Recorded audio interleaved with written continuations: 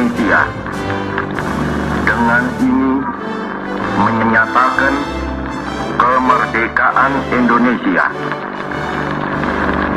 Hal-hal yang mengenai pemindahan kekuasaan dan lain-lain diselenggarakan dengan cara saksama dan dalam tempo yang sesingkat-singkatnya. Jakarta, 17 Agustus 1945, atas nama bangsa Indonesia, Soekarno Hatta. Merdeka, merdeka, merdeka. Bagi Indonesia, bulan Agustus dikenal dengan bulan kemerdekaan. Kita akan melihat ada banyak sekali kegiatan-kegiatan yang dilakukan di bangsa ini untuk memperingati kemerdekaan Indonesia.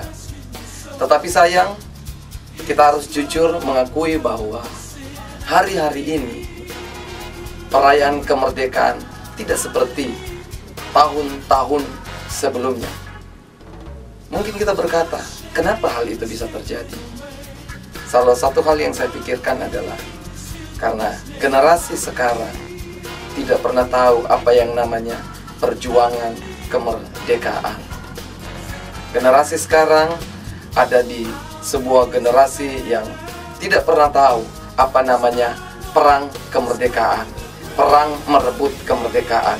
Bahkan setelah Indonesia merdeka, Indonesia harus berjuang untuk mempertahankan kemerdekaan yang coba digagalkan, dibatalkan oleh bangsa-bangsa yang lain. Itu sebabnya kalau ada perayaan kemerdekaan hari-hari ini hanya sekedar seremonial belaka. Seringkali hal-hal yang seperti ini juga terjadi di dalam gereja, terjadi di dalam orang percaya.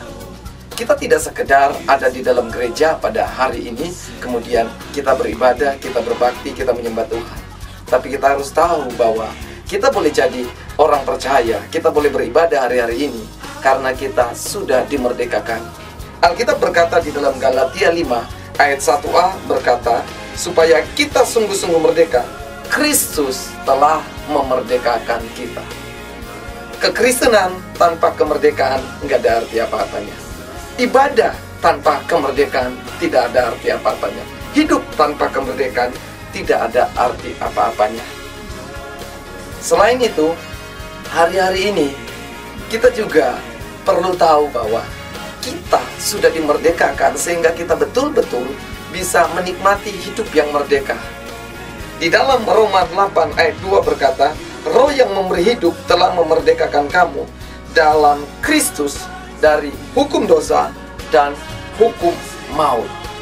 Jadi kita dimerdekakan dari hukum dosa, dari semua kutuk, dari semua akibat dari dosa. Apakah itu sakit penyakit, apakah itu kegagalan, apakah itu kemiskinan, atau hal apapun yang diakibatkan oleh dosa, kita sudah dimerdekakan.